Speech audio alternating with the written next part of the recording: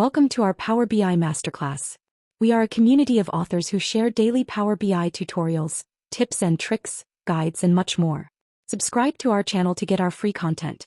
Today's video will look at the possibility of using a user-defined functions in Power BI to define colors for KPIs.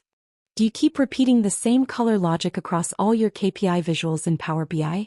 Isabel Bitar writes an article that helps you define your KPI colors just once using a DAX user-defined function. With one user-defined function, you can make every KPI color consistent, dynamic and super easy to maintain. Here's the DAX code that makes the magic happen. A reusable user-defined function. This function takes three parameters.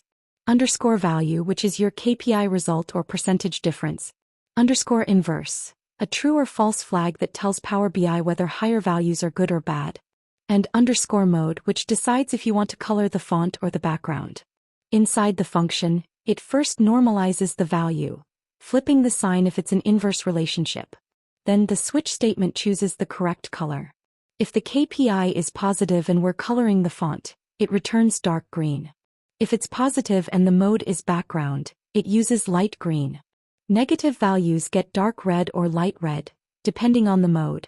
If the value is 0, it shows a neutral secondary text color. And finally, there's a white fallback just in case nothing matches. With this one user-defined function, you can color any KPI consistently across your entire Power BI report. No repeated logic, no extra measures, just clean, reusable DAX. You can find a link to Isabel's full tutorial in the video description. If you found this video helpful, please hit like, subscribe, and share. Drop your questions in the comments. And until next time, may the Power BI be with you.